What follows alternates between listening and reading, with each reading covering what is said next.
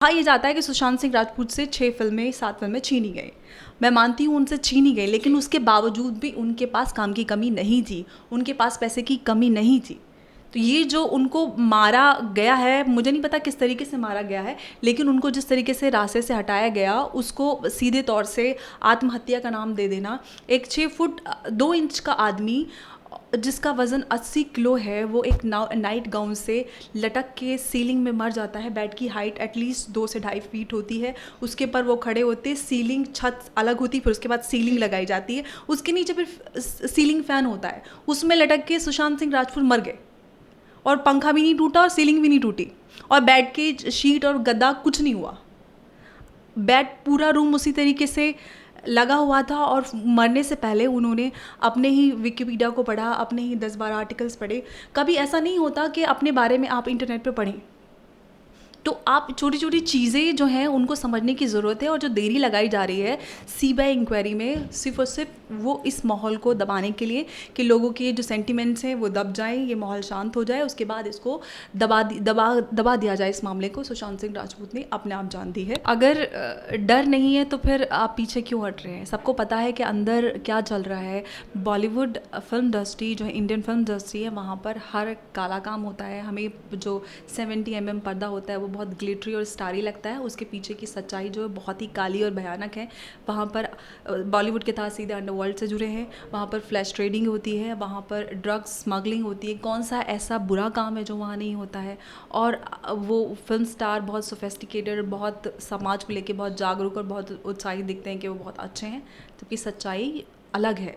उनके लिए पावर और सिर्फ पैसा मायने रखता है। वो उनकी धर्म और जात पैसा और पावर है, उसके अलावा इंसानियत और अच्छाई से उनका कोई लेना देना नहीं है। सलमान खान की बर्थडे पार्टी में सूरज पंचोली और सुशांत के बीच कोई ना कोई बहस हुई थी, जिसको लेकर सलमान खान ने सुशांत सिंह राजपूत को डांटा था। उसके बाद उनको इंडस्ट्री से बाइकआउट किया गया और कुछ फिल्मों से उनको निकाला गया। और उसी के बाद जो ड्राइव उनकी जैकलीन फर्नांडिस के साथ एक फ़िल्म थी, उसकी रिलीज़ को अटकाया गया।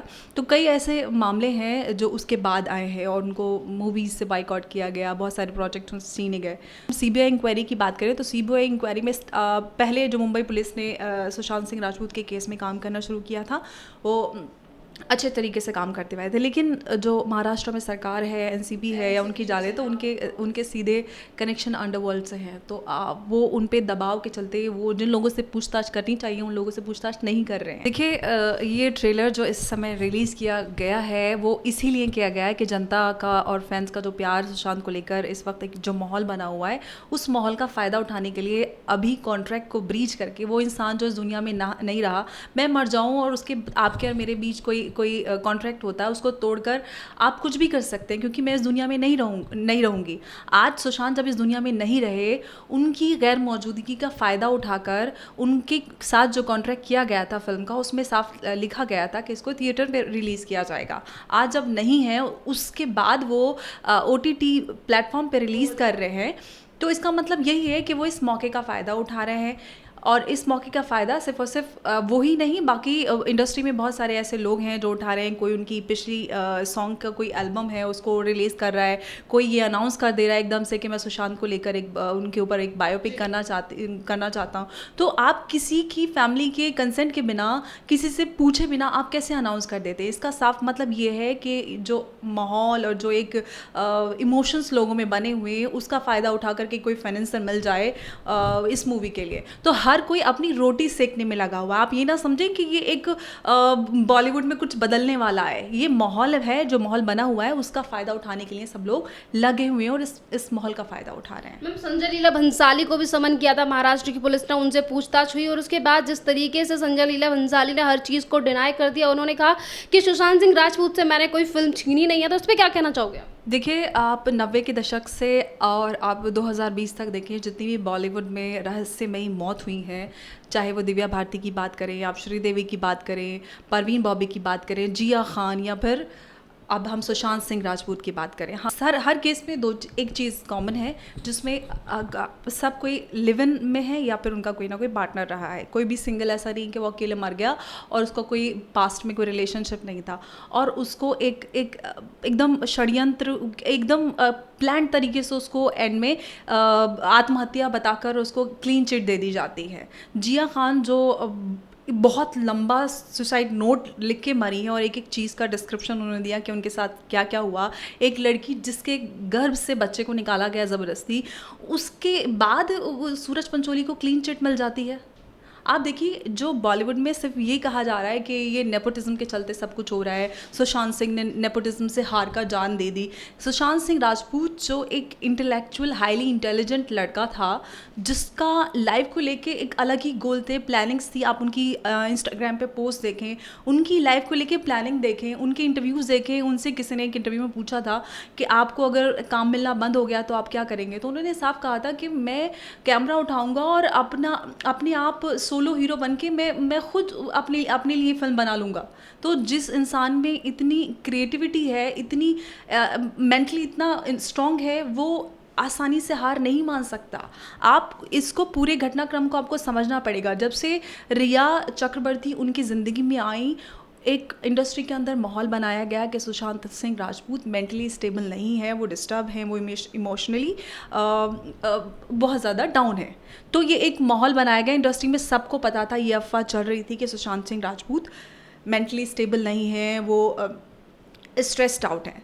तो ये माहौल बनाया गया उनकी जो सुसाइड की थ्योरी को मजबूत करने के लिए। उनको बोला जाता है कि आप ठीक नहीं हो, आप ठीक नहीं हो, आप ठीक नहीं हो, आप जिस घर में रहते हो वो भूतिया घर है, आपको कुछ अलग अलग आवाज़ें सुनाई देती हैं। तो ये सारा कुछ घटनाक्रम जो है पूरा षड्यंत्र के तहत सुसाइड थ्योरी को प्रूव करने के लिए कि उन्होंने खुद जान दी है। तो आप जी, कहा यह जाता है कि सुशांत सिंह राजपूत से 7 फिल्में छीनी गई। मैं मानती हूँ उनसे छीनी गई, लेकिन उसके बावजूद भी उनके पास काम की कमी नहीं थी, उनके पास पैसे की कमी नहीं थी। तो ये जो उनको मारा गया है, मुझे नहीं पता किस तरीके से मारा गया है, लेकिन उनको जिस तरीके से रास्ते से हटाया गया, उसको सीधे तौर से आत्महत्या का नाम दे देना। एक 6 फुट 2 इंच का आदमी जिसका वज़न 80 किलो है, वो एक नाइट गाउन से लटक के सीलिंग में मर जाता है। बेड की हाइट एटलीस्ट 2 से 2.5 फीट होती है, उसके पर वो खड़े होते, सीलिंग छत अलग होती, फिर उसके बाद सीलिंग लगाई जाती है, उसके नीचे फिर सीलिंग फ़ैन होता है, उसमें लटक के सुशांत सिंह राजपूत मर गए और पंखा भी नहीं टूटा और सीलिंग भी नहीं टूटी और बेड के शीट और गद्दा कुछ नहीं हुआ। बेड पूरा रूम उसी तरीके से लगा हुआ था और मरने से पहले उन्होंने अपने ही विकिपीडिया को पढ़ा, अपने ही 10-12 आर्टिकल्स पढ़े। कभी ऐसा नहीं होता कि अपने बारे में आप इंटरनेट पे पढ़ें। तो आप छोटी छोटी चीज़ें जो हैं उनको समझने की ज़रूरत है। और जो देरी लगाई जा रही है सीबीआई इंक्वायरी में, सिर्फ और सिर्फ वो इस माहौल को दबाने के लिए कि लोगों के जो सेंटिमेंट्स हैं वो दब जाएं, ये माहौल शांत हो जाए, उसके बाद इसको दबा दिया जाए। इस मामले को सुशांत सिंह राजपूत ने अपने आप जान दी है। अभी आपने सूरज पंचोली का नाम लिया था। सूरज पंचोली को जैसे जिया खान का जो मर्डर हुआ था उसमें भी बचाने की कोशिश की गई थी सूरज पंचोली को, तो उसमें सलमान खान का नाम भी सामने निकल कर आया कि किस तरीके से सलमान खान ने व्यवहार किया था सुशांत सिंह राजपूत के साथ। देखिए, उस समय भी वीडियो निकल कर आई थी और उसी को लेकर महेंद्र सिंह धोनी से भी पुलिस ने यह पूछताछ की थी कि क्या मामला था। और सुनने में ये आया था कि सलमान खान की बर्थडे पार्टी में सूरज पंचोली और सुशांत के बीच कोई ना कोई बहस हुई थी, जिसको लेकर सलमान खान ने सुशांत सिंह राजपूत को डांटा था। उसके बाद उनको इंडस्ट्री से बाइकआउट किया गया और कुछ फिल्मों से उनको निकाला गया। और उसी के बाद जो ड्राइव उनकी जैकलीन फर्नांडिस के साथ एक फ़िल्म थी उसकी रिलीज़ को अटकाया गया। तो कई ऐसे मामले हैं जो उसके बाद आए हैं और उनको मूवीज़ से बाइकआउट किया गया, बहुत सारे प्रोजेक्ट छीने गए। तो ये एक मामला वो है। तो 2 मामले हैं यहाँ पे। आप सिर्फ नेपोटिज्म का मामला नहीं है कि आप यहाँ पे भाई भतीजावाद के चलते वो उससे हार गए थे। उनको बराबर काम मिल रहा था, फिल्में उनसे छीनी जा रही थी, उसके बावजूद भी उनके पास काम था। उनका एक मई से उनका प्रोजेक्ट शुरू होने वाला था रूमी जाफरी के साथ, वो पेंडेमिक के चलते वो रुक गया था। और उस प्रोजेक्ट को लेके वो खुद भी उसमें प्रोड्यूसर थे और उस प्रोजेक्ट को लेके वो बहुत उत्साहित थे और अपनी गर्लफ्रेंड जो उनकी रिया चक्रवर्ती हैं उसमें उनको वो साथ ले रहे थे। मैम जिस दिन जैसे कि 14 जून को उन्होंने इनके साथ ऐसा हादसा हुआ, हमारे बीच से सुशांत सिंह राजपूत चले गए, तो यहाँ पर एक सवाल ये भी खड़ा होता है कि जिस तरीके से उस दिन सारे बॉलीवुड सेलिब्रिटीज़ ने अपने इंस्टाग्राम पे हर कोई पोस्ट डाल दी कि RIP और मिस यू वगैरह 50 पोस्टें डाल दी, पर उसके बावजूद भी एक ऐसा स्टार सामने निकल के सामने नहीं आया जिसने ये कहा हो कुछों को छोड़ के कि CBI जांच में देरी क्यों या फिर CBI जांच होनी चाहिए।